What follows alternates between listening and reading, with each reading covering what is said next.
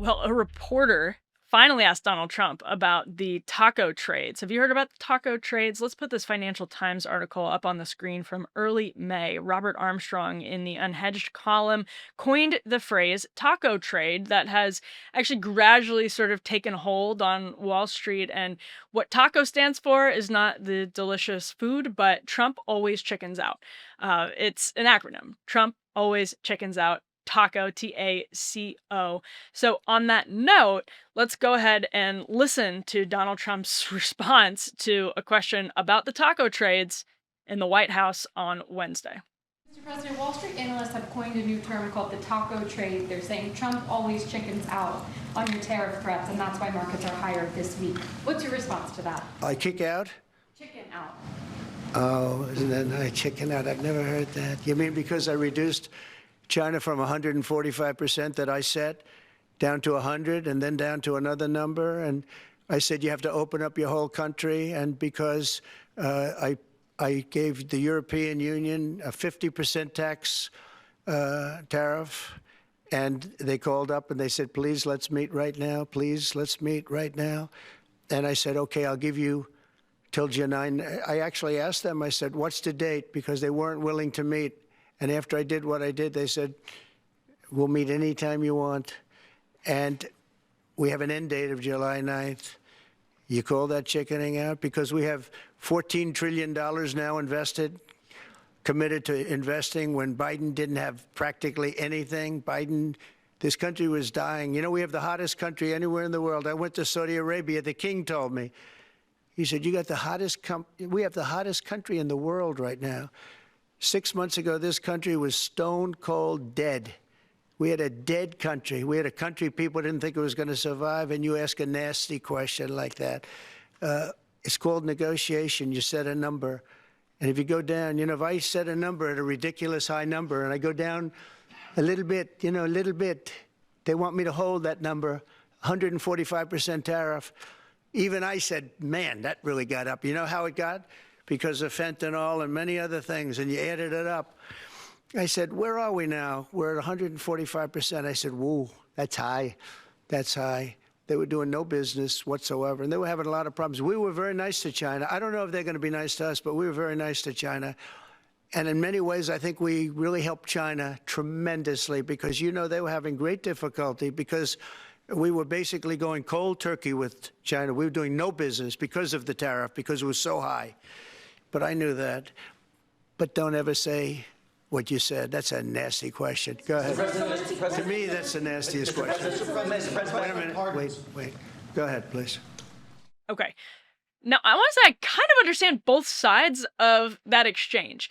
Great question. I was actually wondering when I read that the term had started to take off on Wall Street, that people have been genuinely referring to taco trades, which was, again, first coined by Robert Armstrong over at the Financial Times.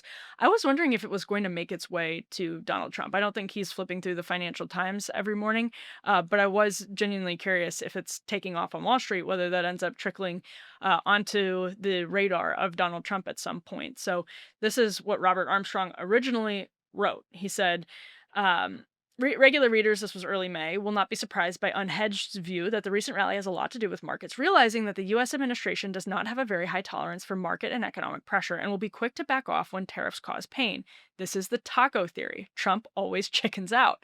But why doesn't that translate to resurgent growth hopes, higher yields, and more expensive oil? So Armstrong goes on to explore that question, but he also says the volatility. So he outlines the process. He says Trump holds the Rose Garden press conference. Everything he says is insane. There's a flash of panic, volatility jumps, and lots of big active traders are forced out of leveraged positions and sell everything that is not nailed down. This causes more volatility, and the situation feeds on itself. But once those positions are unwound, it becomes clear that the fundamental picture has not changed that much, and the old equilibrium largely reasserts itself. The key difference between this and the taco theory is that the safe haven status of the U.S. was never really in doubt. The world order was never on the cusp of a generational change. So that's from Robert Armstrong. But Trump would still argue, interestingly enough, that the world is on a cusp of a generational change, that Donald Trump is the one that is inducing a generational change on the world stage with this new tariff regime. So Trump's response here is correct in the sense that I don't think he's chickening out when it comes to this particular deal with the EU, because he always knew he was setting a crazy high rate. The same thing happened with China, and this is where you can easily interpret it as chickening out, but I see it differently. He put these artificially inflated rates on that he wasn't necessarily afraid to implement, but believed he could implement just for like a day or something like that, right? That's what as I've called them, the penguin tariffs of Liberation Day originally ended up being. Ends up seeing the bond markets getting, quote, a little yippy, as he put it, and takes them off the table with a 90-day pause. Now, the 90-day pause is actually going to come to a head. It's not like you end up getting to the end of the 90 days, and we're not that far away from it.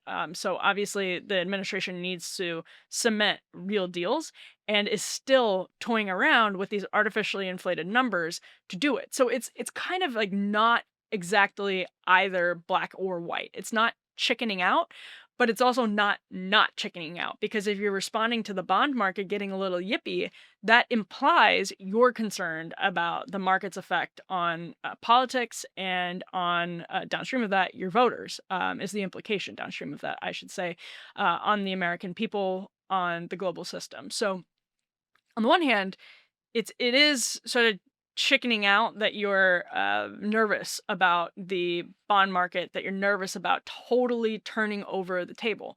On the other hand, there's clearly no walking back from the 10% universal global tariff that Donald Trump has implemented, and that there's nothing chicken about that. When it was proposed by people in like new right circles before Donald Trump took office, it was seen as crazy and dangerous. But now it's sort of the moderate end of the spectrum after Donald Trump introduced the penguin tariffs on Liberation Day. Now it's seen as like the sane possibility. So it's not totally chickening out even to walk away from, as he says, I gave the EU a 50% tax tariff. They called up and said, please, let's meet right now. You call that chickening out? Don't ever say what you said. That was Trump in response to the reporter. Again, that was the quote that he gave. So I think like that's kind of true, that it's not really chickening out to put out a high number and have the EU be the one that chickens out, says US has the leverage, let's get a deal, let's come to the table, and then for that high number to go down and for you to negotiate. The high number in and of itself, and we said this the week of Liberation Day, my take has always been that the high numbers themselves, as crazy as they sound, and if they were implemented, in many cases they would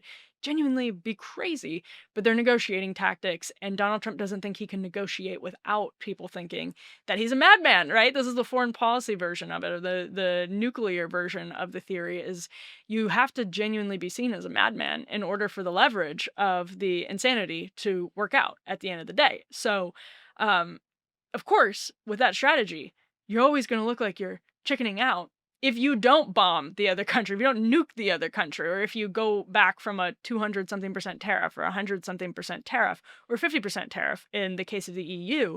It's like damned if you do, damned if you don't. But at the same time, Trump's really sort of across the board high tariffs from Liberation Day are not completely, it's not like he's going to no tariffs or dramatically reducing tariffs from where they were. He still has this like massive 10% tariff that people saw as extreme not that long ago. So the taco trade thing is interesting, because one thing that Trump is responsive to, and I think you see this in his answer, it really gets under his skin, the idea that he might be chicken, because this entire strategy is predicated on him wanting the United States to flex its muscles.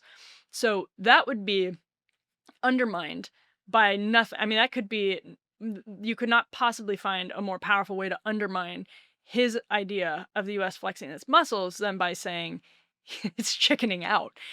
So I think that's where you really see it getting under his skin. And it's partially why I was very, very interested if the taco term was going to make its way to him. And I wonder, there's this myth that Barack Obama pushed Donald Trump into the presidential race by making fun of him at the White House Correspondents' Dinner back in 2013, when one of those years in the Obama era when he was speaking at the White House Correspondents' Center. Obama makes fun of Donald Trump. Does that push Donald Trump into the race, make him want to run even more? Uh, and maybe that myth is true. I don't know. But if people are calling Trump chicken on Wall Street and he gets word of it, does that then make him tariff even harder? I guess time will see. But the chickening out theory, it's definitely come to pass that these numbers are negotiating tactics. That's why when Trump made his deal with China, deal-ish with China, I didn't feel comfortable calling it a cave, and I still don't feel comfortable calling it a cave. I think he probably is giving up more than he wants to with China, but at the end of the day, I think also what he wants is more than any particular tariff rate, more than any particular number on a particular country. What he wants is for the United States to be seen as flexing its muscles, to be seen as projecting strength, and he thinks that gets companies to bet on and invest in America. What complicates that is the carrots. So that's the stick part of this. Their carrots are caught up in the House and Senate right now. What they need to do, by their own argument, is the second prong. They've called it two pronged, but the second prong of that is the big, beautiful reconciliation bill that passed the House by the thinnest of margins, and now goes to a deeply divided Senate with senators like Ron Johnson saying it's already dead on arrival because it doesn't make enough cuts.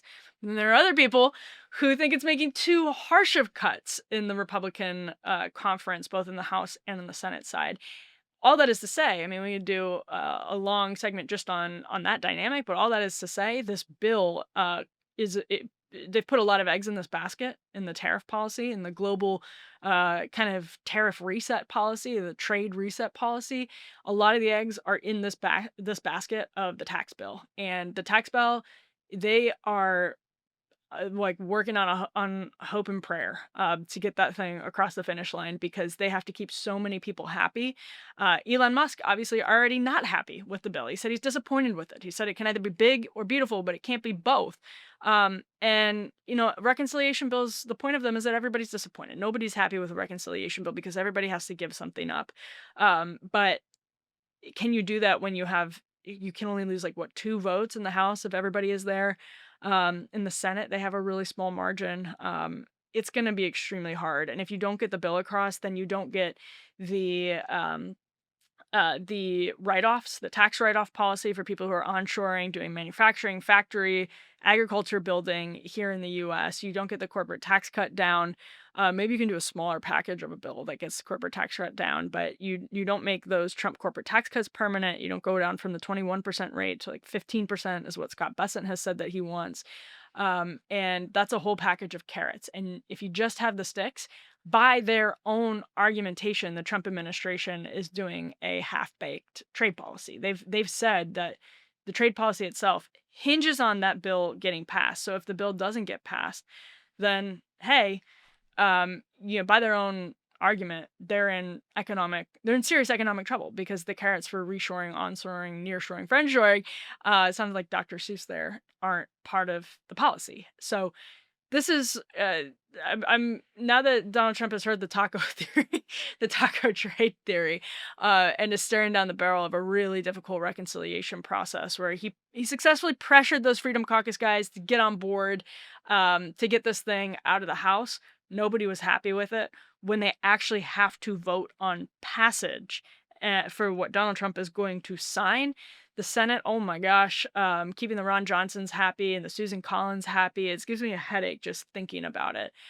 So this all could, what we saw on Liberation Day, if this bill stalls or fails, we're going to start to see some changes in the trade policy beyond what we've seen so far. But I also think the important takeaway from all of this is those hysterical reactions. I still don't think were irrational or unreasonable in the hours after Liberation Day because Trump's madman theory is predicated on the idea that he's a real madman. And I think that's entirely fair. Like, you really cannot predict what Donald Trump is going to do. I think it was more likely that he would find the bond markets getting a little yippy and back off. I think if you followed Trump closely, that makes sense. That's basically what he would do when all was said and done, but that he wanted to put fear in every other country, even allies, so that he gets better deals out of them. He thinks we have bad deals. And in some cases, we actually do have very bad deals. So he's going to have this piecemeal effort to make everything a little bit more fair. But he's not going to do like go full Liberation Day penguin tariffs. There was always an element of that was we had to take it seriously, but it was also most likely a negotiating tactic. So it doesn't necessarily make it a chickening out, but maybe he does fully chicken out if this bill doesn't get across the finish line. We will be following it, all of it. We will be following all of it here on Undercurrents. It's going to be really interesting next month on Capitol Hill. So stay tuned for more of that.